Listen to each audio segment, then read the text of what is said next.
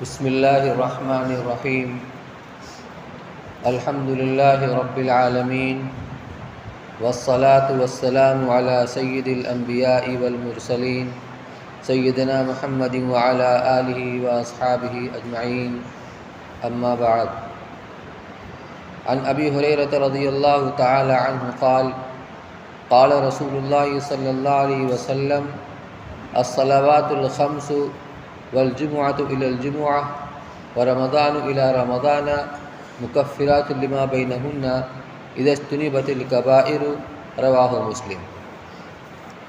محترم بھائیوں اور بزرگوں اور دوستوں، آج مشکوٰۃ شریف سے کتاب الصلاۃ کا باب کا انتخاب کیا گیا ہے۔ چند روایتیں پیش کرنی ہیں اور ان کا ترجمہ اور اس کے بعد نماز کا جو مسنون طریقہ ہے اس کو تفصیل سے آپ کے سامنے پیش کرنا ہے۔ نماز ایک ایسی عبادت، ایک ایسا عمل ہے جو روزانہ 24 گھنٹہ میں کم از کم 5 بار ہمیں اس سے سابقہ پڑتا ہے، اور عبادتیں جیسے روزہ ہے یہ سال میں 1 مہینے کے لیے آتا ہے، زکوٰۃ سال میں 1 بار ادا کرنا پڑتی ہے، حج زندگی میں 1 بار فرض ہوتا ہے، لیکن روزہ رکھ کر کے آدمی کاروبار بھی کرتا رہتا ہے اور اپنی ضروریات بھی پوری کرتا رہتا ہے، استنجا بھی کرتا ہے، سوتا بھی ہے، بات چیت بھی کرتا ہے، سب ہوتا ہے۔ زکوٰۃ اس کو دینے میں نہ طہارت شرط ہے نہ قبلہ رخ ہونا شرط ہے، بلکہ آدمی اپنے سارے تقاضوں کو پورے کرتے ہوئے یہ عمل بھی انجام دیتا ہے۔ حج احرام باندھنے کے بعد جب آدمی حج کا عمل کرتا ہے تو اس میں کھانا بھی کھاتا ہے، پیاس لگتی ہے تو پانی بھی پیتا ہے، نیند کا تقاضا ہوتا ہے تو سوتا بھی ہے، استنجا بھی کرتا ہے، سارا کام ہوتا رہتا ہے۔ لیکن نماز ایک ایسی عبادت ہے جس میں بندہ اللہ سے مناجات کرتا ہے، اس کی مخصوص ہیئت ہوتی ہے۔ اللہ اکبر سے لے کر سلام پھیرنے تک، کھڑا ہو تو کیسے کھڑا ہو، رکوع ہو تو کیسے کرے، سجدہ کرے تو کیسے کرے، اور جب بیٹھے تو کیسے بیٹھے، ایک ایک چیز کو تفصیل سے بیان کیا گیا ہے پوری نماز کے اندر۔ اسی لیے اگر نماز میں کوئی کسی کو سلام کر دے، کوئی دنیاوی گفتگو کر لے تو اس کی نماز فاسد ہو جاتی ہے۔ اس لیے اس نماز کا اہتمام کرنا بہت ضروری ہے۔ جب نماز کو ہم نماز کی طرح پڑھیں گے، ایک تو وہ نماز ہے جو ہم پڑھ رہے ہیں، اور ایک وہ نماز ہے جس کا اللہ کی طرف سے ہمیں حکم ہے۔ حضور اکرم صلی اللہ علیہ وسلم نے نماز پڑھ کے دکھلایا، فرمایا صلو کما رأیتمونی اصلی، نماز اس طریقے سے پڑھو جس طریقے سے مجھ کو پڑھتے ہوئے دیکھ رہے۔ صحابہ کرام نے اس طریقے سے نماز پڑھی اور بعد والوں نے ان سے نماز سیکھی۔ چنانچہ حضور صلی اللہ علیہ وسلم کی مجلس میں ایک صحابی آئے اور آ کر انہوں نے جلدی جلدی نماز پڑھی، نماز پڑھ کر آپ کے مجلس میں آئے اور سلام کر کے بیٹھ گئے، السلام علیکم۔ آپ نے فرمایا وعلیکم السلام، ارجع فصلی فإنک لم تصلی، کہ میاں جاؤ جا کے پھر سے نماز پڑھو، تم نے نماز نہیں پڑھی۔ حالانکہ آپ دیکھ رہے تو وہ نماز پڑھ رہے ہیں، لیکن آپ کیا فرما رہے، تم نے نماز نہیں پڑھی، جس طرح نماز پڑھنا چاہیے تم نے نماز ویسے نہیں پڑھی، جاؤ جا کے پھر سے نماز پڑھو۔ گئے جا کے پھر سے نماز پڑھی، وہ جو نماز سیکھی تھی انہوں نے اسی کے مطابق نماز دوبارہ پھر پڑھی، پھر لوٹ کر کے آئے، پھر سلام کر کے مجلس میں بیٹھے، آپ نے پھر وہی بات ارشاد فرمائی وعلیکم السلام ارجع فصلی فإنک لم تصلی، کہ جاؤ جا کے پھر سے نماز پڑھو، تم نے نماز نہیں پڑھی ہے۔ 2-3 بار آپ نے ایسا کیا۔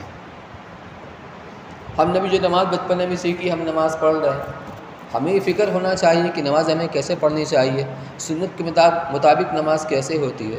تو انہوں نے کہا یا رسول اللہ میں نے ایسی نماز سیکھی ہے، ہم نماز کیسے پڑھا کریں، آپ مجھے سکھا دیجئے، بتا دیجئے۔ تو آپ نے ایک ایک عمل کر کے انہیں بتایا کس طرح نماز پڑھو، قیام کرو، رکوع کرو، جب پورے طریقے سے رکوع میں چلے جاؤ اطمینان کے ساتھ، تسبیح پڑھو، پھر جب قوما کرو، جب پورے طریقے سے کھڑے ہو جاؤ، ہر عضو اپنی جگہ پر پرسکون ہو جائے، اس کے بعد سجدے میں جاؤ، ایک ایک عمل آپ نے بتایا۔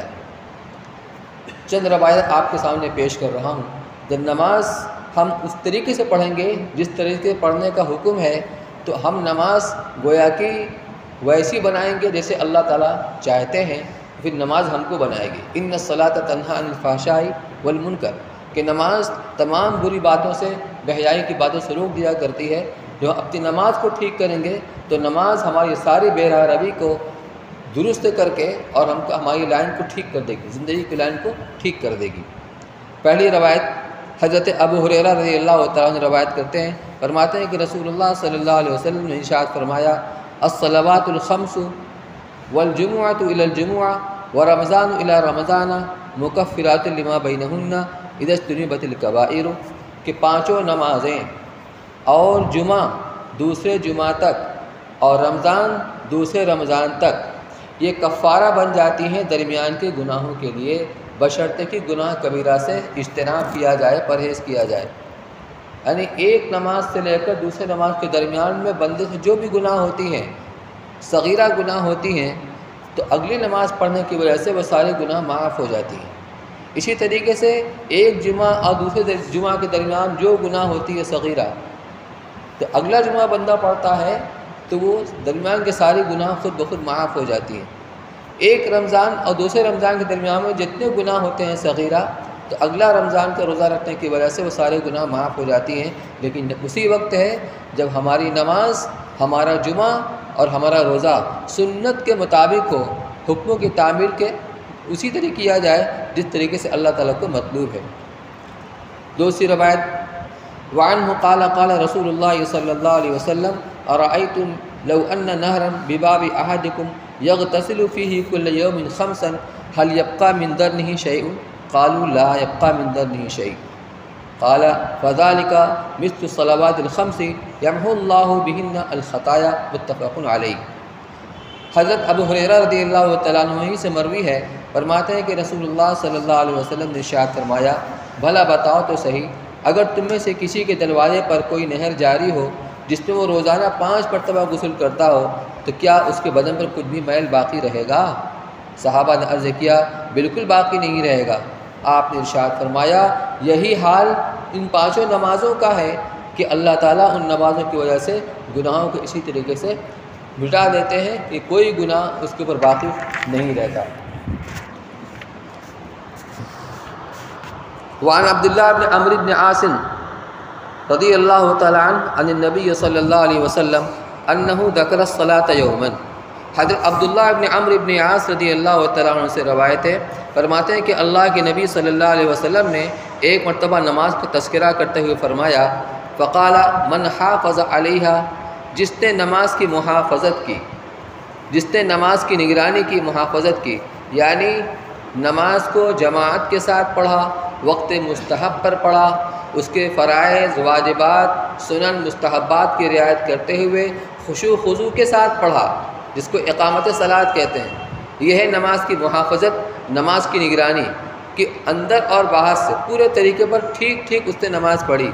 کانت لہو نوراً و برہاناً و نجات یوم القیامہ، تو ایسی نماز اس کے لیے نور کا سبب بنے گی، یعنی اس کے نور ایمانی کے اندر اضافے کا سبب بنے گی ایسی نماز۔ و برہاناً، اور دلیل اور حجت بنے گی، یعنی اس کے کمال ایمان کی دلیل اور حجت بنے گی۔ و نجات یوم القیامہ، اور اس کے نجات کا سبب بنے گی قیامت کے دن۔ ومن لم یحافظ علیہا، جو نماز کی محافظت نہ کرے، یعنی اپنے نماز کی نگرانی نہ کرے کہ سنت کے مطابق ہو رہی ہے کہ نہیں ہو رہی ہے، وقت پر پڑھا نہیں پڑھا، تنہا پڑھ لیا، جماعت کے ساتھ نہیں پڑھا، سنت کے مطابق اس نے نماز کو نہیں پڑھا، کسی بھی طریقے سے اگر اس کے اندر خلل اور کوتاہی واقع ہوگی، لم تکن لہو نوراً، تو ایسی نماز نہ تو اس کے لیے اس کے نور ایمانی میں اضافے کا سبب بنے گی، ولا برہاناً، نہ اس کے کمال ایمان کی حجت اور دلیل بنے گی، ولا نجاتاً، اور نہ ہی قیامت کے اس کے لیے نجات کا ذریعہ بنے گی۔ وکان یوم القیامت مع قارون و فرعون و حامان، اور اس کا حشر قارون کے ساتھ ہوگا اور فرعون کے ساتھ ہوگا اور حامان کے ساتھ ہوگا اور ابی بن خلف کے ساتھ ہوگا۔ اندازہ کیجئے کہ نماز پڑھ رہا ہے، لیکن جیسی نماز پڑھنا مطلوب ہے ویسی نہیں پڑھ رہا ہے، تو اس کی وجہ سے اس کا اثر کن کے ساتھ ہو رہا ہے، اور جو نمازی سرے سے نہ پڑھے اس کا کیا حال ہوگا۔ یہ تو ہے نماز کی اہمیت اور فضیلت۔ اور اسی کے پیش نظر اس روایت کے اندر حکم یہ دیا جا رہا ہے کہ جب بچہ 7 برس کا ہو جائے تو اس کو نماز پڑھنے کا حکم دیا کرو۔ فرمایا عن عمرو بن شعیب رضی اللہ تعالیٰ عنہ عن ابی عن جدی قال رسول اللہ صلی اللہ علیہ وسلم مروا اولادکم بالصلاة وهم ابناء 7۔ حضرت عمرو بن شعیب اپنے باپ دادا سے نقل کرتے ہیں، فرماتے ہیں کہ رسول اللہ صلی اللہ علیہ وسلم نے ارشاد فرمایا کہ اپنے بچوں کو 7 سال کی عمر میں نماز پڑھنے کا حکم دو، وَاضْرِبُوهُمْ عَلَيْهَا وَهُمْ أَبْنَاءُ 10۔ اور جب 10 سال کے ہو جائیں اور نماز نہ پڑھیں تو نماز نہ پڑھے پر ان کی تنبیہ کرو، ان کو مارو، وَفَرِّقُوا بَيْنَهُمْ فِي الْمَضَاجِعِ، اور ان کے بستروں کو الگ کر دو۔ 3 تاکید اور 3 حکم آپ نے دیا ہے کہ نماز ایسی چیز ہے کہ بالغ ہونے کے بعد ایک نماز بھی چھوٹنا نہیں چاہیے اور سنت کے مطابق ہونا چاہیے، تو پہلے سے اس کی عادت ڈالو۔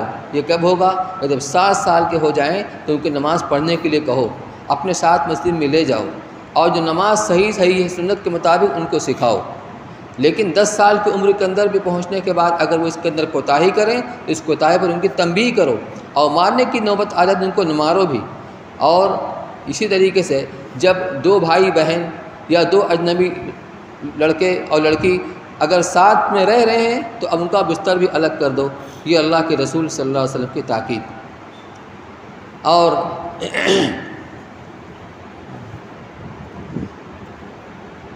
ایک روایت میں فرمایا گیا کہ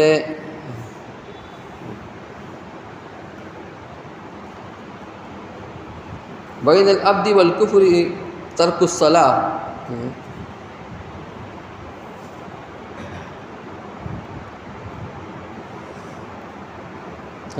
عن جابر رضی اللہ تعالی عنہ قال قال رسول اللہ صلی اللہ علیہ وسلم بین العبد و بین الکفر ترک الصلاۃ۔ حضرت جابر رضی اللہ تعالیٰ عنہ روایت کرتے ہیں کہ رسول اللہ صلی اللہ علیہ وسلم نے ارشاد فرمایا کہ بندے اور کفر کے درمیان نماز کا ترک کر دینا ہے۔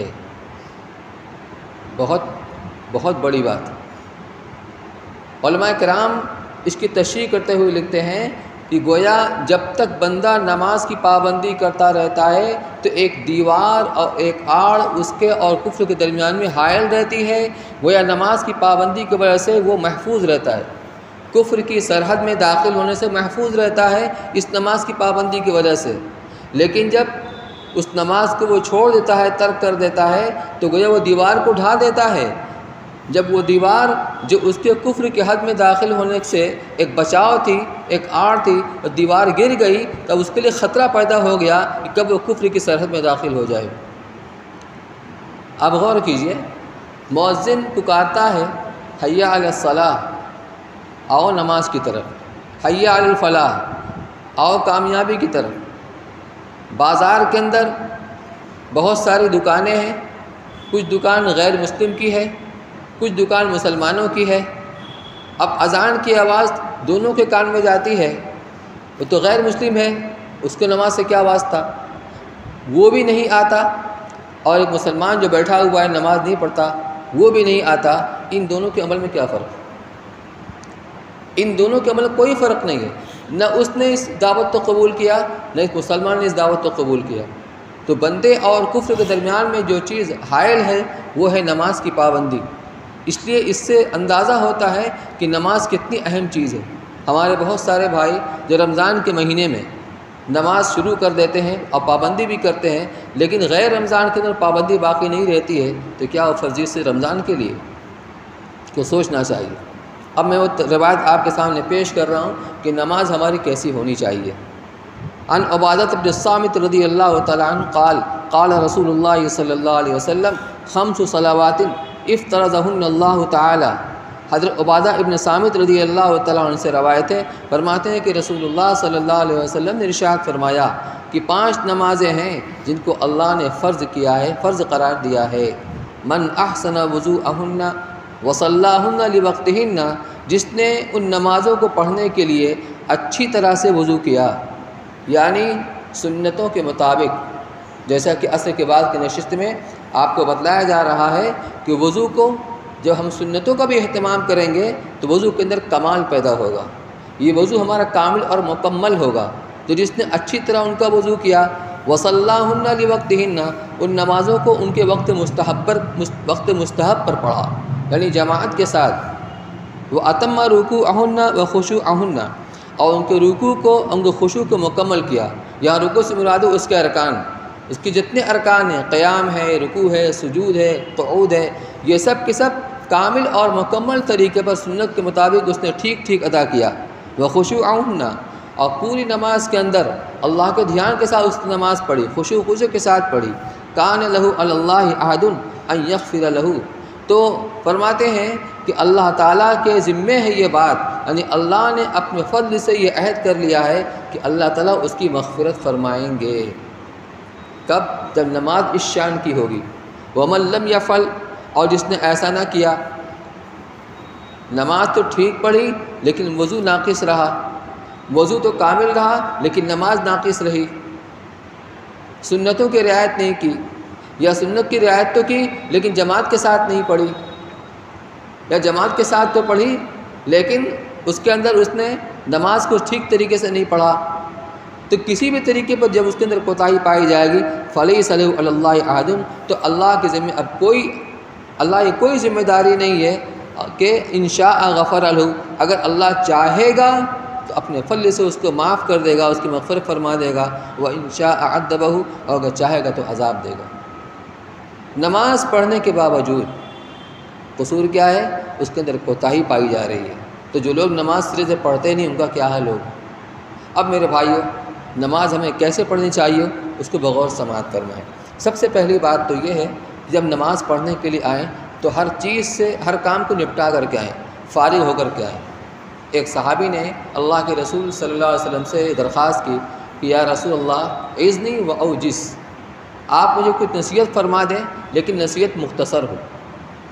اتنے کہ صحابہ کرام جو نصیحت اللہ کے رسول صلی اللہ علیہ وسلم نے سنا کرتے تھے اس پر پوری طریقے سے عمل کیا کرتے تھے، تو اتنی ہے کہ اس پر عمل کر سکے۔ اذنی و اوجز، آپ جو نصیحت فرما دیں اور مختصر نصیحت ہو، اس میں آپ نے 3 باتوں کی نصیحت فرمائی۔ اس سے ایک بات یہ تھی اذا قمت فی الصلاۃ فصلی صلاۃ مودع، او کما قال رسول اللہ صلی اللہ علیہ وسلم، کہ جب تم نماز پڑھنے کے لیے کھڑے ہوا کرو تو ایسی نماز پڑھا کرو گویا تمہاری آخری نماز ہے۔ مودع کا مطلب علماء کرام نے ایک تو یہ بتایا ہے کہ جیسے کسی کو پتہ چل جائے کہ یہ میری آخری نماز ہے، اس کو قید خانے میں ڈال دیا گیا، پھانسی کی سزا کا حکم ہو گیا، اب اس کو پھانسی دی جانی ہے، تو اس سے پہلے اس کی آخری خواہش معلوم کی جاتی ہے کہ تمہاری آخری خواہش و تمنا کیا ہے۔ اب وہ کہے کہ میں 2 رکعت نماز پڑھنا چاہتا ہوں، اس کو یقین ہے یہ میری آخری نماز ہے، تو نماز کیسے پڑھے گا؟ وہ کتنی بنا کر، سنوار کر، سجا کر نماز پڑھے گا کہ جب نماز پڑھا کرو تو یہ سمجھا کرو کہ آخری نماز ہے، اس طریقے سے نماز پڑھا کرو۔ اور ایک مطلب یہ بتایا ہے کہ ہر چیز کو رخصت کر کے آیا کرو۔ مودعین اس کے معنی رخصت کرنے والا۔ کیا مطلب؟ مطلب یہ ہے اب دروازے پر گاڑی کھڑی کر دیا، لاک نہیں کیا، اب نماز میں ہے، دھیان اس طرف بٹا ہے کہ گاڑی کو لاک نہیں کیا کوئی لے کے چلا نہ جائے۔ دھیان ہونا چاہیے اللہ کی طرف، لیکن دھیان کہاں چلا گیا؟ گاڑی کی طرف، کل لاک کر کے آؤ۔ نیا جوتا تھا اور دروازے پہ چھوڑ کے چلے آئے، اور اب دل کے اندر یہ بات پیدا ہو رہی ہے کہیں کوئی اٹھا کر کوئی چرا کر لے کے چلا نہ جائے، ہے نماز میں لیکن دھیان جوتا کی طرف ہے، تو اس کا انتظام کر کے آؤ پہلے سے۔ اب گھر میں کسی کو بیٹھایا ہے، ابھی بیٹھے ہی ابھی نماز پڑھ کے آ رہا ہوں 10 منٹ میں، اب آپ نماز کے اندر ہیں، دھیان ادھر لگا ہوا ہے، نہیں، ہر کام کو نپٹا کر کے آؤ۔ پیشاب پاخانہ کا تقاضا ہے اس کو پورا کر لو، ایسا نہ ہو کہ آپ نماز کے اندر ہوں اور دھیان اس طرف ہو کہ امام نے اگر خدا نخواستہ لمبی سورت شروع کر دی تو آپ اس کو دل میں کوس رہے ہیں۔ اسی طریقے پر اگر شدید بھوک لگی ہوئی ہو، کھانے کا تقاضا ہو تو کچھ کھا لیا کرو۔ کیوں؟ اس لیے کہ ایسا نہ ہو کہ تمہاری نماز کھانا بن جائے، یہ ہو جائے بہتر ہے کہ تمہارا کھانا نماز بن جائے، کہ کھا رہے ہو فکر لگی ہوئی کہیں جماعت چھوٹ نہ جائے، کہیں جماعت ختم نہ ہو جائے۔ لیکن یہ نہیں ہونا چاہیے کہ نماز کے اندر موجود ہیں جسم سے لیکن دھیان ہمارا کھانے کی طرف ہے، جلدی سے نماز سے فارغ ہو نماز پڑھیں۔ تو کہا ہر چیز کو نپٹا کر کے آؤ، ہر چیز سے فارغ ہو کر کے آؤ اطمینان کے ساتھ، کیونکہ اللہ سے مناجات کرنا ہے۔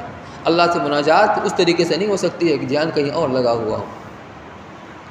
تو جب ہم نماز پڑھنے کے لیے مسجد کے اندر آئیں تو ہر چیز سے فارغ ہو کر کے سب کو نپٹا کر کے آئیں۔ اب کیا کرنا ہے؟ ہمیں نماز شروع کرنی ہے۔ نماز شروع کرنی، نماز کیسے شروع کی جاتی ہے؟ آج بتایا گیا تھا کہ اس کی 7 شرائطیں ہیں، شرائط ساری پائی گئی ہیں، ہم باوضو ہیں، وضو کر کے آئے ہیں، اب نماز شروع کرنا ہے۔ شروع ہوتی ہے اللہ اکبر سے، اللہ اکبر سے نماز شروع ہوتی ہے۔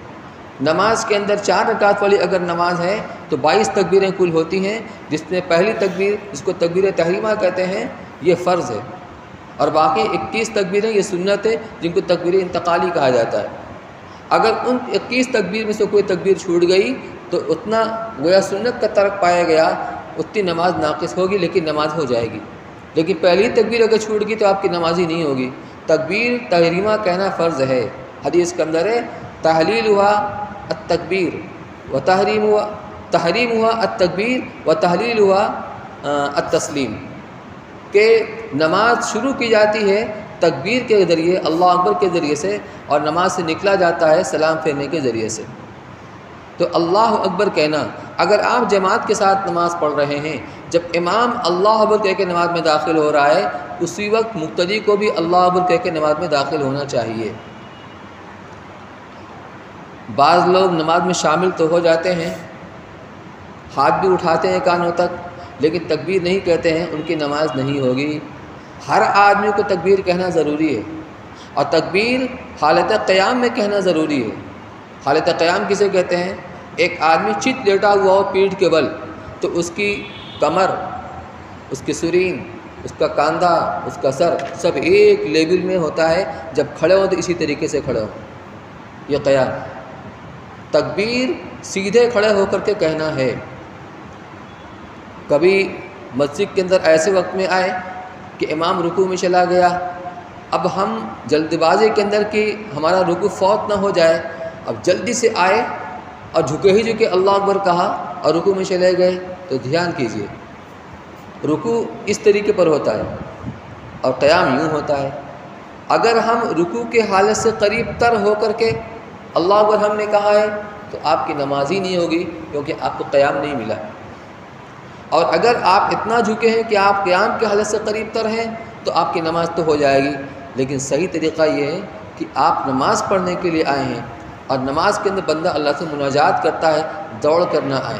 حدیث میں یہی حکم ہے کہ نماز میں دوڑ کر نہ آؤ، بلکہ چل کر کے آؤ، جو ملے اسے پڑھ لو، اور جو چھوٹ جائے بعد میں اس کو امام کے سلام پھیرنے کے بعد پوری کر لو۔ تو تکبیر تحریمہ کہنا، اللہ اکبر، تصور یہ ہونا چاہیے کہ اس کائنات کے اندر جتنی بھی چیزیں ہیں، زمین ہے، آسمان ہے، فضا ہے، ہوا ہے، دریا ہے، پہاڑ ہے، سمندر ہے، اللہ تعالیٰ ہر چیز سے بڑا ہے، تمام چیز سے بڑا ہے، ساری طاقت کا سرچشمہ، اور سب سے زیادہ بڑائی جو زیبا ہے وہ اللہ کو زیبا ہے۔ ہم اس کی تکبیر اور اس کی ہم کبریائی کو بیان کر رہے ہیں، اللہ اکبر۔ حضرت سید احمد شہید رحمۃ اللہ علیہ، یہ حضرت شاہ عبدالعزیز صاحب محدث دہلوی رحمۃ اللہ علیہ کے تربیت یافتہ ان کے مجاز الخلیفہ تھے۔ تو جب انہوں نے جہاد کرنے کے لیے پروگرام بنایا تو پورے ہندوستان کا دورہ کیا۔ علماء کرام لکھتے ہیں کہ بالکل صحابہ کی مثال تھے وہ، جس علاقے میں چلے جاتے تھے وہاں کایا پلٹ ہو جاتی تھی، جو ان سے بیعت ہوتے تھے ان کی زندگی کے اندر انقلاب پیدا ہو جاتا تھا، عجیب ان کی زندگی تھی۔ تو ان کے ساتھ ساتھ حضرت مولانا شاہ اسماعیل شہید دہلوی رحمۃ اللہ علیہ اور مولانا عبدالحی صاحب بڑھانوی رحمۃ اللہ علیہ، جو حضرت شاہ عبدالحی صاحب رحمۃ اللہ علیہ کے داماد تھے، یہ دونوں ان کے مرید تھے، یہ بھی ساتھ ساتھ تھے۔ تو ایک موقع پر یہ دونوں حضرات حضرت سید احمد شہید رحمۃ اللہ علیہ کی خدمت میں گئے، کہا حضرت ہمیں صحابہ جیسے نماز پڑھوا دیجیے۔ ان حضرات کا کیا مقام مرتبہ تھا وہ تو پہلے ہی سے معلوم ہے، لیکن انہوں نے حضرت سے عرض کیا کہ صحابہ جس طرح نماز پڑھا کرتے تھے ہمیں ویسی نماز پڑھوا دیجیے۔ عجیب درخواست تھی۔ تو حضرت نے کہا کہ اچھا عشاء کی نماز کے بعد آنا۔ جو لوگ عشاء کی نماز کے بعد جو گئے حضرت کی خدمت میں، تو کہا جاؤ اللہ کے لیے وضو کر کے آؤ۔ اس انداز سے کہا کہ اللہ کے لیے وضو کر کے آؤ، فرماتے ہیں کہ ہمارے اندر سے سناٹا نکل گیا، ایک دھاگ دل کے اوپر پڑی، ایک دل کے اوپر چوٹ پڑی، ایک جھٹکا پڑا۔ بہرحال گئے ہم، وضو کر کے آئے۔ اب کتنا اہتمام سے وضو کیا ہوگا، وضو کر کے آئے، کہا جاؤ اب اللہ کے لیے 2 رکعت نماز پڑھو۔ اب دونوں حضرات اپنے اپنے تخلیہ میں گئے۔ اب انہوں نے کتنا بنا کر سنوار کر، ایک تو ان کی نماز بھی کیسے ہی رہے گی، اس میں بھی خوب اہتمام سے انہوں نے نماز پڑھی۔ 2 رکعت نماز پڑھنے کے بعد انہوں نے اپنے طور پر یہ سمجھا کہ نماز ویسی نماز نہیں ہوئی جیسے صحابہ کی نماز ہوتی تھی۔ پھر 2 رکعت کی نیت باندھی، پھر 2 رکعت نماز پڑھی، اور پڑھنے کے بعد پھر ان کو یہ احساس ہوا کہ جیسا ہونا چاہیے تھا ویسا نہیں ہوا، ہماری نماز صحابہ کی طرح نہیں ہوئی۔ پڑھتے پڑھتے پڑھتے پڑھتے یہاں تک کہ صبح ہو گئی، یعنی صبح صادق ہو گئی۔ تو صبح حضرت کی خدمت میں آئے اور آ کر عرض کیا حضرت ہماری نماز صحابہ کی طرح نہیں ہوئی۔ کہا صحابہ کی نماز ایسے ہی ہوتی تھی۔ کام کرنے کے وقت میں پورا اہتمام، اپنے ظاہر کو ٹھیک کرنا، اس کے باطن کو ٹھیک کرنا، لیکن عمل کرنے کے بعد اپنے آپ کو متہم سمجھنا کہ جیسا ہونا چاہیے تھا ویسا نہیں ہوا۔ کانوا قلیلا ما یہجعون وبالاسحار هم یستغفرون۔ قرآن کے اندر ہے، صحابہ کرام کی صفت ہے کہ لوگ رات کو بہت کم سوتے تھے، تو پھر رات کو کیا کرتے تھے کہ رات کو اللہ کے سامنے کبھی قیام میں، کبھی رکوع میں، کبھی سجود میں، کبھی دعاؤں کے اندر، کبھی سجدے کے اندر، تو نمازوں کے اندر، دعاؤں کے اندر، اور اللہ سے مناجات کرنے میں ان کے اوقات اور ان کی رات گزرتی تھی۔ لیکن سحر کے وقت میں، صبح کے وقت میں وبالاسحار هم یستغفرون، استغفار کرتے تھے۔ تو استغفار کس چیز کا؟ استغفار اسی چیز کا تھا کہ اللہ تعالیٰ کے شان کے مطابق کوئی عبادت نہیں ہو سکتی، اور جیسا حق تھا ویسا ہم ادا نہیں کر سکے، اس پر استغفار کیا کرتے تھے۔ یہ صحابہ کی زندگی تھی، ان کی عبادت یہ تھی۔ تو اللہ اکبر کہنا، اللہ کی عظمت، اس کی کبریائی کا تصور دل کے اندر ہو۔ اللہ کی ذات سب سے بڑی ہے، ساری کائنات سے بڑی ہے۔ جتنے بھی انبیاء کرام علیہم الصلاۃ والسلام نے، اور جتنے بھی دنیا کے اندر انسانوں نے اللہ کی کبریائی کو بیان کیا ہے کہ اللہ اکبر، اللہ سب سے بڑا ہے۔ نماز میں داخل ہو گئے، نماز شروع ہو گئی۔ اب کیا ہے؟ دعائے ثنا پڑھنا۔ دعائے ثنا کیا ہے؟ سبحانک اللہم وبحمدک وتبارک اسمک وتعالی جدک ولا الہ غیرک۔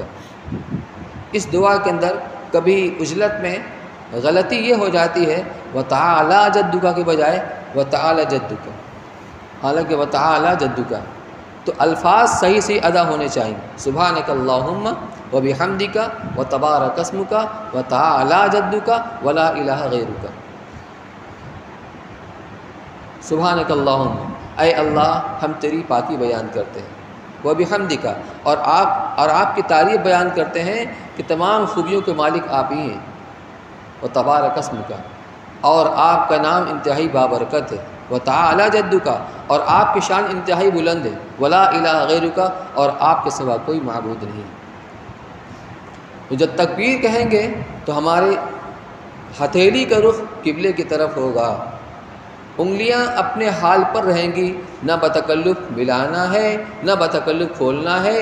پوری نماز میں انگلیاں اپنے حال پر رہیں گی، صرف رکوع کرتے ہوئے جب رکوع میں جائیں گے تو گھٹنوں پر جب اپنے ہاتھ کو رکھیں گے تو انگلیاں بتکلف کھول کر رکھیں گے، اور سجدے میں جائیں گے تو بتکلف انگلیوں کی ملائیں گے، باقی اور پوری نماز کے اندر انگلیاں اپنے حال پر رہیں گی۔ تو اب جب ہم اللہ اکبر کہیں گے نیت باندھنے کے لیے اور ہاتھ کو اٹھائیں گے تو ہتھیلی کا رخ قبلے کی طرف ہوگا، یہ انگوٹھا کان کی لو کے مقابل ہونا چاہیے، اس طریقے پر اللہ اکبر، اور کہنے کے بعد نیت باندھیں گے تو چھوٹی والی انگلی سے اور انگوٹھے سے حلقہ بنا کر گٹے کو یوں پکڑ لیں گے، اور دائیں ہاتھ کی ہتھیلی بائیں ہاتھ کی ہتھیلی کے اوپر رکھیں گے، اور تینوں انگلیاں کلائی کے اوپر رکھیں گے، اور ناف کے نیچے نیت کو باندھ لیں گے۔ اس میں کوتاہی یہ ہوتی ہے دیکھیے بات یہی ہے، اگر ہم اپنے نماز کو ٹھیک کرنے کی فکر نہیں کریں گے، ہماری نماز ٹھیک نہیں ہوگی تو پھر ہم بھی ٹھیک نہیں ہوں گے۔ نیت باندھی، ہاتھ لٹکا ہوا ہے، یہ غلط طریقہ ہے۔ بالکل اس طریقے پر ہونا چاہیے، ہاتھ لٹکا ہوا نہیں ہونا چاہیے۔ قیام بھی ایسے ہونا چاہیے کہ اس میں کاہلی اور سستی نظر نہ آتی ہو، بس یوں باندھ دیا، ایک طرف اس طرف جھکے ہوئے ہیں یا اس طرف جھکے ہوئے، نہیں، وقار کے ساتھ، اس تصور کے ساتھ کہ ہم اللہ کے سامنے کھڑے ہیں، اللہ ہمیں دیکھ رہے ہیں۔ حدیث کے اندر تو یہ ہے کہ حضرت جبریل علیہ السلام نے اللہ کے رسول صلی اللہ علیہ وسلم سے سوال کیا تھا، مل احسان، یا رسول اللہ احسان کیا ہے؟ ایمان کے بارے میں سوال کیا، مل ایمان، مل اسلام، ایمان کیا ہے، اسلام کیا ہے، آپ نے سب کا جواب دیا۔ پھر پوچھا مل احسان، احسان کیا ہے؟ قرآن میں جگہ جگہ ہے، احسنوا، احسان کرو، ان اللہ یحب المحسنین، اللہ احسان کرنے والوں کو پسند کرتے ہیں۔ تو احسان ہے کیا چیز؟ تو آپ نے اس کے جواب میں فرمایا، ان تعبد اللہ کأنک تراہ فإن لم تکن تراہ فإنہ یراک، کہ تم اس طریقے سے اللہ کی عبادت کرو گویا تم اللہ کو دیکھ رہے ہو۔ یہ تو ممکن ہی نہیں ہے کہ اس دنیا میں اپنی اس مادی آنکھ سے ہم اللہ کو دیکھ سکیں، اس لیے فرمایا گویا کہ تم اللہ کو دیکھ رہے ہو۔ یعنی اگر ایک مزدور کام کر رہا ہے، اسے پتہ چل جائے کہ میرا مالک میری ایک ایک حرکت کے اوپر نگاہ رکھے ہوئے مجھ کو دیکھ رہا ہے، تو کام کرنے میں کوتاہی کرے گا۔ تو تصور ہونا چاہیے گویا تم اللہ کو دیکھ رہے ہو، اور اگر یہ بات اور یہ کیفیت پیدا نہ ہو سکے تو اتنا تو یقین ہونا ہی چاہیے کہ اللہ تمہیں دیکھ رہا ہے۔ تو ہم جب نماز پڑھنے کے لیے کھڑے ہوں اس استحضار کے ساتھ کہ اللہ مجھے دیکھ رہا ہے، میری ایک ایک حرکت کو دیکھ رہا ہے، حتیٰ کہ دل کے اندر گزرنے والے خیالات سے بھی اللہ واقف ہے، اس استحضار کے ساتھ۔ اب نیت ہم نے باندھ لیا، دعائے ثنا پڑھ لیا، پیروں کا رخ ہمارے قبلے کی طرف ہونا چاہیے، دونوں پیروں کے درمیان 4 انگل کا فاصلہ ہونا چاہیے۔ لیکن کبھی بھاری بدن ہوتا ہے یا کسی اور وجہ سے اگر تکلف ہو تو اس کو حسب ضرورت پیر کو پھیلایا جا سکتا ہے، لیکن اتنا بھی نہ پھیلایا جائے، چکرایا جائے کہ وہ توازن کے خلاف ہو جائے۔ پوری نماز کے اندر جتنی بھی کیفیت ہے اس میں توازن ٹپکتی ہے، لیکن پیر کو چکرانے کی وجہ سے توازن اس میں نظر نہیں آتی ہے۔ اس لیے حسب ضرورت پیر کو پھیلایا جا سکتا ہے، لیکن بہت زیادہ چکرایا نہ جائے۔ پیروں کی انگلیوں کا رخ قبلے کی طرف ہو، نیت باندھ تکبیر کہتے ہوئے ہاتھوں کا رخ ہتھیلی کا قبلے کی طرف ہو۔ اب نیت باندھ کر ہم نے دعائے ثنا پڑھ لیا۔ اب اس کے بعد ہمارا قرأت کا مرحلہ شروع ہوگا۔ قرأت یعنی قرآن کو پڑھنا ہے، اور قرآن پڑھنے کے لیے وَإِذَا قَرَأْتَ الْقُرْآنَ فَاسْتَعِذْ بِاللَّهِ، جب آپ قرآن پڑھیں تو اللہ کی پناہ میں آ جایا کریں، یعنی اللہ سے شیطان مردود کی پناہ مانگ لیا کریں، مردود سے پناہ مانگ لیا کریں۔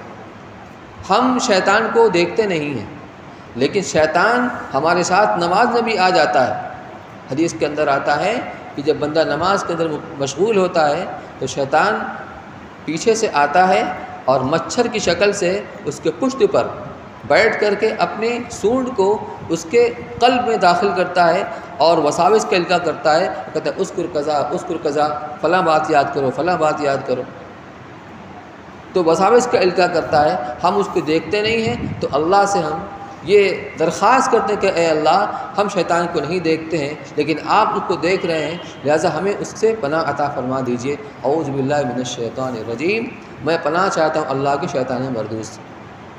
بسم اللہ الرحمن الرحیم، شروع کرتا ہوں اللہ کے نام سے جو بڑا مہربان انتہائی رحم والا ہے۔ اور اب سورہ فاتحہ کو شروع کر رہے ہیں۔ سورہ فاتحہ کیا ہے؟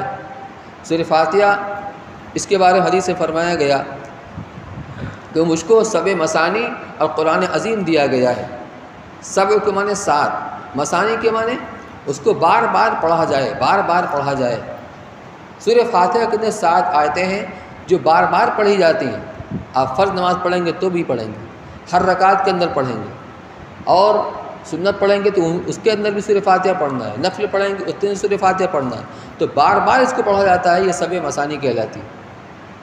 تو حدیث قدسی کے اندر ہے، حدیث قدسی اسے کہتے ہیں کہ ارشاد تو اللہ تعالیٰ کا ہوتا ہے لیکن الفاظ حضور اکرم صلی اللہ علیہ وسلم کے ہوتے ہیں۔ اس میں آپ نے فرمایا کہ جب بندہ نماز کے اندر کہتا ہے الحمدللہ رب العالمین، ہمیں اس کا استحضار ہونا چاہیے کہ میں اللہ سے کیا کہہ رہا ہوں۔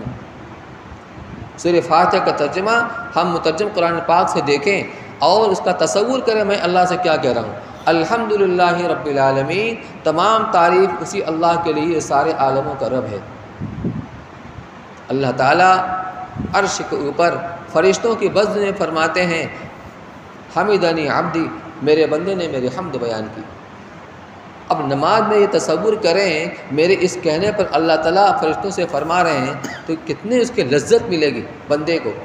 حمدنی عبدی، میرے بندے نے میری حمد بیان کی۔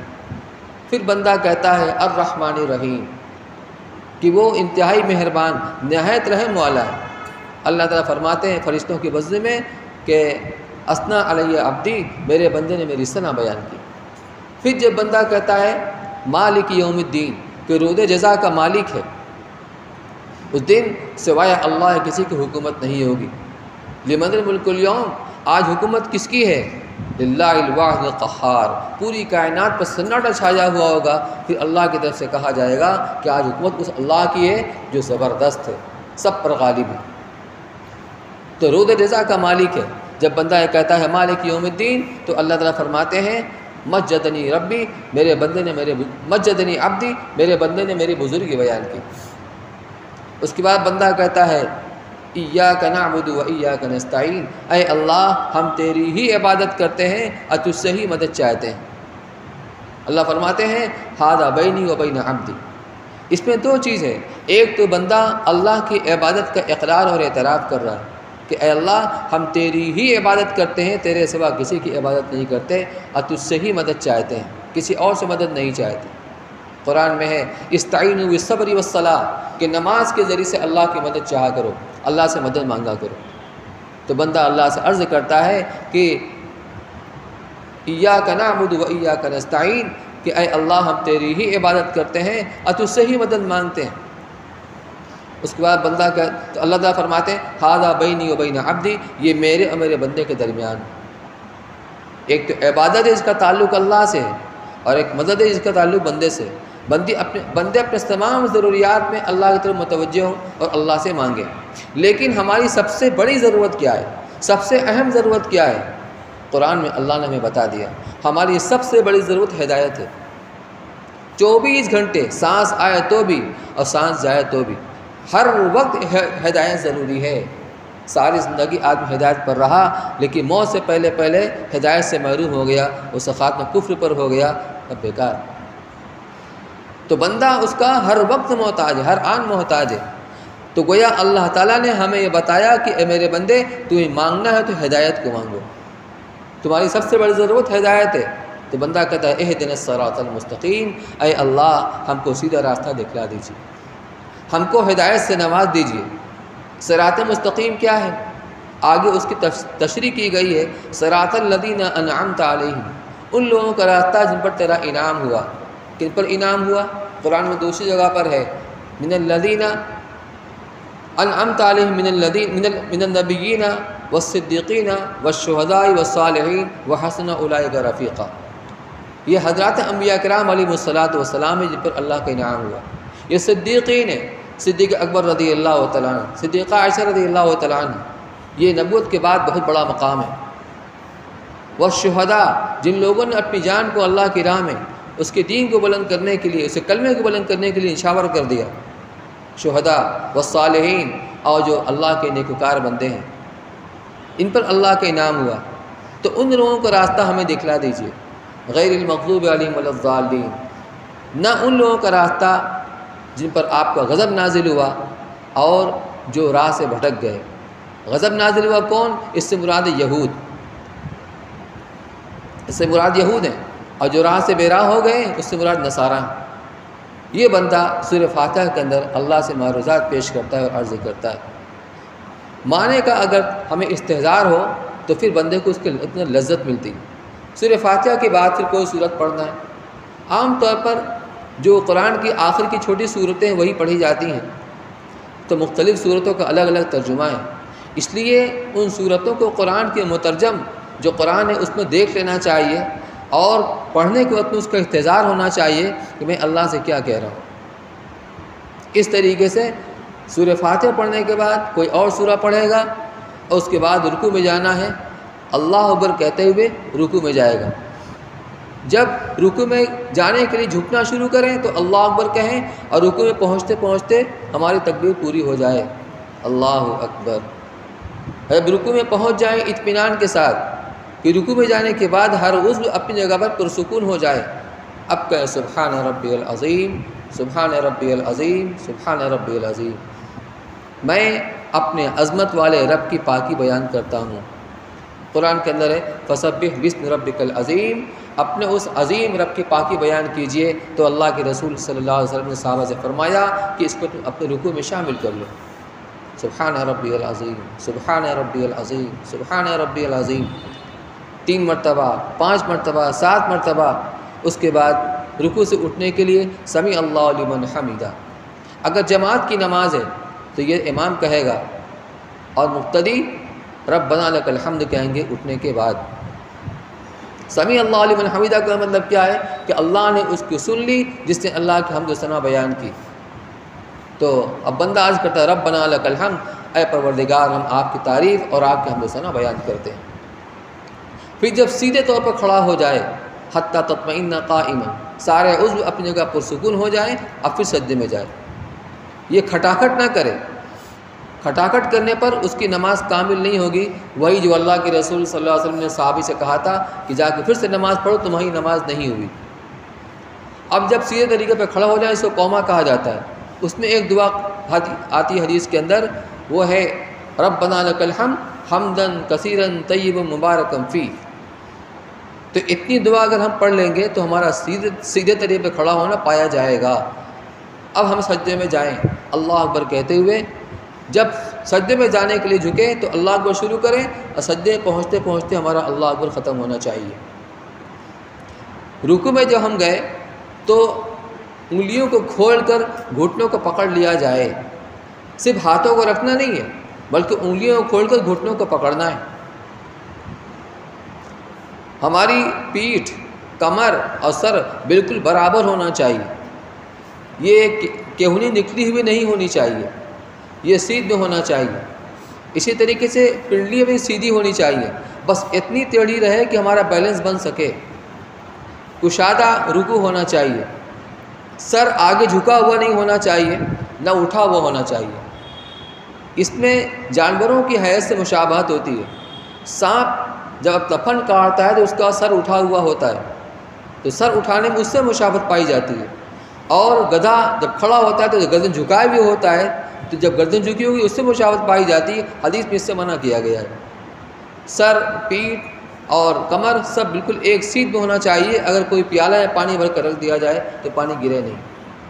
بہرحال پھر سجدے میں جائیں تو سجدے میں جانے کے لیے پہلے دونوں گھٹنوں کو رکھنا ہے، پھر دونوں ہتھیلی کو رکھنا ہے، اس کے بعد اپنی ناک کو، پھر پیشانی کو رکھنا ہے۔ یہ ترتیب سجدے میں جانے کی، یہ سنت طریقہ ہے۔ حکم یہ ہے امرت ان اسجد علی 7 اعظم، مجھ کو 7 ہڈیوں کو سجدہ کرنے کا حکم دیا گیا ہے۔ 2 ہڈی جو پیر کی ہڈی ہے زمین پر پہلے ہی پڑی ہوئی ہے، اور 2 ہڈی گھٹنے کی ہو گئی، اور 2 ہڈی ہتھیلی کی ہو گئی، اور 1 ہڈی چہرے کی ہو گئی۔ ناک اور پیشانی کی ہڈی اندر سے ملی ہوئی ہے، یہ 1 ہڈی شمار ہوتی ہے۔ جب سجدے میں جائیں سجدہ کشادہ ہونا چاہیے۔ اللہ کے رسول صلی اللہ علیہ وسلم سجدہ کیا کرتے تھے تو آپ کے بغل میں اتنی جگہ ہوتی تھی کہ بکری کا بچہ وہاں سے نکل سکتا تھا۔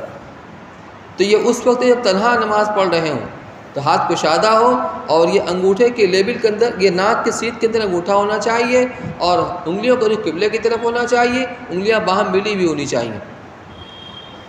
ہمارا پیٹ ران سے علیحدہ ہونا چاہیے۔ اسی طریقے سے یہ بازو ہمارے پہلو سے دور ہونا چاہیے، اور کلائی زمین سے اٹھی ہوئی ہونا چاہیے، زمین پہ بچھی ہوئی نہ رہے۔ یہ سنت کے مطابق سجدہ ہوگا۔ اور انگلیاں قبلے کی طرف ہونی چاہیے، پیر کھڑا ہونا چاہیے، اور انگلیاں قبلے کی طرف۔ سب کی سب نہ ہو سکے، جتنی ہو سکے اتنی ہی، لیکن اس کو بتکلف اس کو کرنا چاہیے۔ اور اب سجدے میں جانے کے بعد سبحان ربی الاعلیٰ، سبحان ربی الاعلیٰ، سبحان ربی الاعلیٰ۔ سبح اسم ربک الاعلیٰ جب یہ آیت نازل ہوئی تو آپ نے فرمایا اس کو اپنے سجدے میں شامل کر لو۔ تو اب حکم یہی ہے، اس حکم کی تعبیر ایسے ہو رہی ہے جب حکم دیا گیا کہ اپنے اس پروردگار کی جس کی شان بہت بلند ہے اس کی تسبیح بیان کیا کرو، تو اب سجدے میں کہتے ہیں سبحان ربی الاعلیٰ، اے اللہ جس کی ذات انتہائی بلند ہے، بلند و بالا ہے، ہم اس کی پاکی بیان کرتے ہیں۔ پھر 3 تسبیح یا 5 یا 7 تسبیح پڑھنے کے بعد اب اٹھ کر بیٹھے اللہ اکبر کہتے ہوئے، تو بیٹھتے ہوئے دایاں پیر ہمارا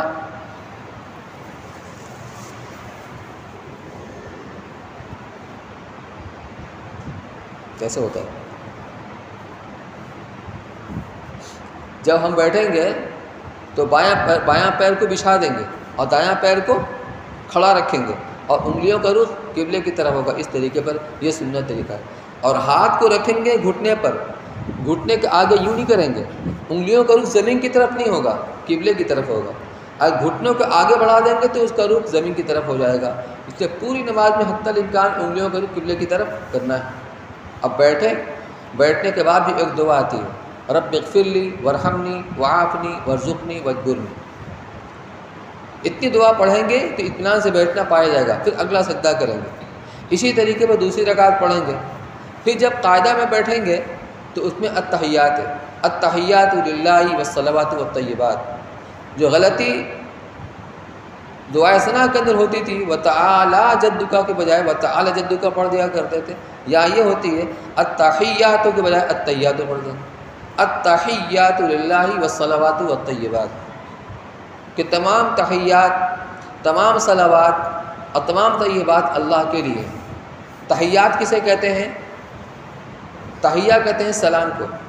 یہاں مراد ہے جتنی بھی قولی عبادتیں ہیں، قرآن پاک کی تلاوت ہے، اللہ کا ذکر ہے، تسبیح ہے، تحمید ہے، دعا ہے، یہ سب کے سب تمام قولی عبادتیں۔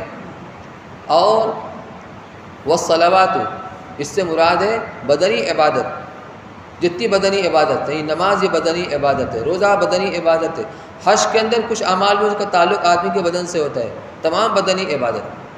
والطیبات، اور جو مالی عبادت ہے، زکوٰۃ ہے، صدقات و خیرات ہے، اللہ کی راہ میں خرچ کرنا ہے، یہ سب کے سب اللہ کے لیے۔ التحیات للہ والصلوات والطیبات۔ السلام علیک ایھا النبی ورحمۃ اللہ وبرکاتہ، سلام ہو آپ پر اے اللہ کے نبی صلی اللہ علیہ وسلم، اور اس کی رحمت اور اس کی برکتیں۔ السلام علینا وعلی عباد اللہ الصالحین، سلام ہو ہم پر بھی اور اللہ کے تمام نیک بندوں کے اوپر۔ اشہد ان لا الہ الا اللہ واشہد ان محمدا عبدہ ورسولہ، میں گواہی دیتا ہوں کہ اللہ کے سوا کوئی معبود نہیں، اور میں گواہی دیتا ہوں کہ حضرت محمد صلی اللہ علیہ وسلم اللہ کے بندے اور اس کے رسول ہیں۔ اس کے بعد درود شریف پڑھنا ہے۔ آخری قاعدہ کے اندر درود شریف کے معنی بھی سن لیجیے، اللہم صلی علی محمد، اے اللہ رحمت نازل فرما حضرت محمد صلی اللہ علیہ وسلم کے اوپر، وعلی آل محمد، اور آپ کی آل اور اولاد پر، جس میں آپ کی اولاد بھی ہیں اور صحابہ کرام بھی ہیں۔ کما صلیت علی ابراہیم وعلی آل ابراہیم، جس طرح آپ نے رحمت بھیجا ابراہیم علیہ السلام پر اور ان کی آل اور اولاد پر۔ اللہم بارک کما صلیت علی ابراہیم وعلی آل ابراہیم انک حمید مجید، بلا شبہ آپ ستودہ صفات ہیں، قابل تعریف اور بزرگ ہستی ہیں۔ اللہم بارک علی محمد، اے اللہ برکت نازل فرما حضرت محمد صلی اللہ علیہ وسلم کے اوپر، وعلی آل محمد، اور آپ کی آل اور اولاد پر، کما بارکت علی ابراہیم وعلی آل ابراہیم، جس طرح آپ نے برکت نازل کی ابراہیم علیہ السلام پر اور ان کی آل اور اولاد پر، انک حمید مجید، بلا شبہ آپ ستودہ صفات ہیں، قابل تعریف اور بزرگ ہستی ہیں۔ اس کے بعد ایک دعا پڑھی جاتی ہے، اللہم انی ظلمت نفسی ظلما کثیرا، اے اللہ میں نے اپنے اوپر گناہ کر کے بہت ظلم کیا ہوا ہے۔ سوال یہ پیدا ہوتا ہے کہ پوری نماز کے اندر بندہ یا تو قرات کر رہا ہے قرآن کی، یا تسبیح بیان کر رہا ہے، سبحان ربی العظیم یا سبحان ربی الاعلیٰ، تو یہ کس بات کا اس نے ظلم کیا ہے؟ کا ظلم اس بات کا ہے کہ یہ نماز ایسی محترم بشان عبادت ہے، ایسی اعلیٰ عبادت ہے کہ ہم نے اگرچہ نماز تو پڑھ لیا لیکن اللہ کی عبادت کا حق ادا نہیں ہو سکا۔ اس حق کے اندر کمی اور کوتاہی کا اعتراف کرتے ہوئے بندہ کہتا ہے اللہم انی ظلمت نفسی، اے اللہ بے شک میں نے اپنے اوپر ظلم کیا ہے، ظلما کثیرا، بہت زیادہ ظلم کیا ہے۔ اللہم انی ظلمت نفسی ظلما کثیرا ولا یغفر الذنوب الا انت، اور گناہ کا معاف کرنے والا تیرے سوا کوئی نہیں۔ فاغفر لی مغفرۃ من عندک، لہٰذا آپ میری مغفرت فرما دیجئے خاص اپنے پاس سے، وارحمنی، اس پر رحم کر دیجئے، انک انت الغفور الرحیم، بلا شبہ آپ بہت معاف کرنے والے رحم کرنے والے ہیں۔ پھر یہ سلام پھیریں گے تو سلام پھیرتے وقت دائیں طرف ہماری نگاہ ہونی چاہیے، دائیں مونڈے پر نگاہ ہونی چاہیے۔ ہاں یہ بات رہ گئی، جب حالت قیام کے اندر ہو تو نگاہ ہماری سجدہ گاہ میں ہونی چاہیے، جب رکوع میں ہو تو نگاہ ہمارے پیر کے انگوٹھے پر ہونی چاہیے، جب ہم قاعدہ کے اندر ہو تو نگاہ ہماری گود کے اندر ہونی چاہیے، جب ہم سجدے کے اندر نگاہ ہماری ناک کے بانسے پر ہونی چاہیے، یہ ہڈی جو ہے، اور سلام پھیرتے وقت دائیں مونڈے پر بائیں مونڈے پر ہونی چاہیے، نہ کہ اس طرف دیکھیں اس طرف دیکھیں، یہ سنت طریقہ ہے۔ نیت کیا ہونی چاہیے سلام پھیرتے وقت؟ اگر ہم جماعت کے ساتھ نماز پڑھ رہے ہیں تو دائیں طرف سلام پھیرتے وقت جو اتنے مصلی دائیں طرف پڑھتے ہیں ان کی نیت سے سلام پھیریں گے۔ امام اگر دائیں طرف پڑھ رہا ہے تو امام کو بھی نیت میں شامل کریں گے، اور فرشتوں کو بھی نیت میں شامل کریں گے، اور نیک جنات کو بھی۔ اسی طرح بائیں طرف سلام پھیرتے وقت بائیں طرف کے مصلیوں کو اور فرشتوں کو اور نیک جنات کو، اور اگر امام بائیں طرف پڑھ رہا ہے تو امام کو نیت میں شامل کریں گے، اس طریقے پر۔ اور تنہا کی نماز پڑھ رہے ہوں، چونکہ جماعت کی نماز ایک نماز ہوا کرتی، اسی لیے امام نمائندہ ہوتا ہے، صرف امام قرأت کرے گا، مقتدی قرأت نہیں کریں گے۔ اسی لیے جب امام وللضالین کہتا ہے تو مقتدی کہتے ہیں آمین، یعنی جو درخواست اس نے پیش کی ہے وہ سب کی طرف سے نمائندہ بن کر درخواست پیش کی ہے۔ اب ہر ایک آدمی کو الگ الگ درخواست پیش کرنے کی ضرورت نہیں ہے۔ جماعت کی نماز میں کوئی قرأت نہیں کرے گا، قرأت صرف امام کا وظیفہ ہے۔ پھر جب امام وللضالین کہے گا تو سارے مقتدی بھی آمین کہیں گے، امام بھی آمین کہے گا۔ آمین کا مطلب کہ اے اللہ ایسا ہی ہو جائے، جو درخواست امام نے پیش کی ہے وہی درخواست ہماری بھی ہے۔ تو اس طریقے پر سلام کریں گے، السلام علیکم ورحمۃ اللہ، السلام علیکم ورحمۃ اللہ۔ تو میرے بھائیوں، اس طریقے سے اگر نماز کو ہم بنا کر سنوار کر سجا کر پڑھیں گے تو نماز ہم کو اندر سے ٹھیک کر دے گی، زندگی کی راہ ہماری درست ہو جائے گی، ٹھیک ہو جائے گی۔ اور پھر یہ ہم نماز کو قیمتی بنائیں گے تو پھر نماز ہمیں قیمتی بنائے گی اور ہمیں اللہ کے اعلیٰ سے اعلیٰ درجات دلائے گی۔ عمل کا ایک اجر ہوتا ہے، ایک اثر ہوتا ہے۔ عمل اگر ٹھیک ہوا تو آخرت میں اس پر اجر ملے گا، وہاں اجر ملے گا، دنیا میں اثر بھی ہوگا۔ تو نماز کا اثر کیا ہے؟ ان الصلاۃ تنہی عن الفحشاء والمنکر، کہ نماز تمام بری باتوں سے، بے حیائی کی باتوں سے روک دیا کرتی ہے۔ لیکن اگر ایسا نہیں ہوا، اس کا مطلب ہماری نماز کے اندر کمی ہے، نماز کے اندر کمی ہے۔